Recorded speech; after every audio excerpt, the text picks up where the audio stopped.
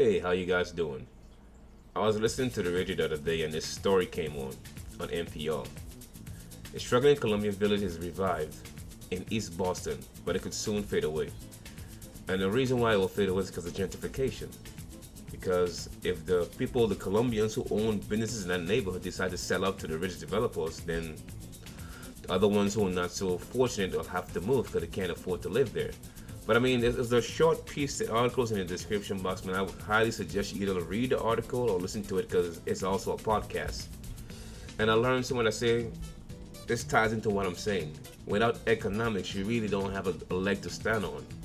You see, they came from Colombia in a small village, and they actually came to Boston and recreated what they had in that little village in East Boston. So they had their stores, they had their businesses, and etc., etc. They came with the culture, the language, and everything else to their community. Most Africans in America just have neighborhoods. You don't have a community because you don't own any businesses. So you go around and protesting the businesses in your community. Well, it's your own fault. You can't get mad at somebody else for capitalizing on your ignorance. You are the ones that choose not to create businesses. And then when you do create them, we are the ones that choose not to support them. You can't blame anybody else for capitalizing on our ignorance.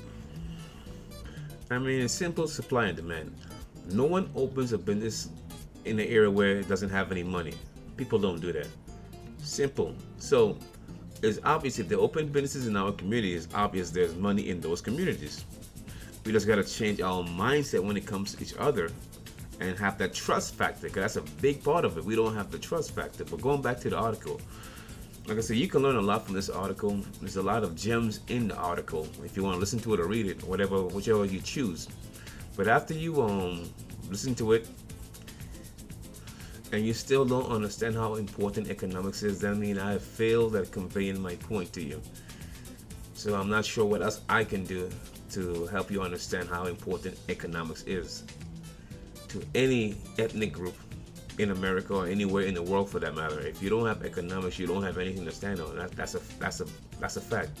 You're always going to be in a predicament where you have your hands out for some type of assistance, some type of job or something. I mean, that's just the way it's going to be.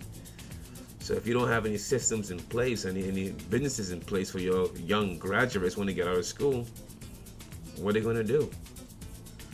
You're going to be highly educated working at somewhere like Starbucks or Pizza Hut or something. Not saying those are bad jobs, but I'm just saying you don't need a degree to work making somebody's coffee. I mean, or serving somebody pizza or working in a bar mixing drinks. You don't need a degree for that. So that's all I'm saying. So, like I said, look at the article or listen to it.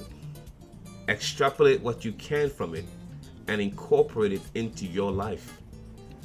That's what I try to do with everything that crosses my brain.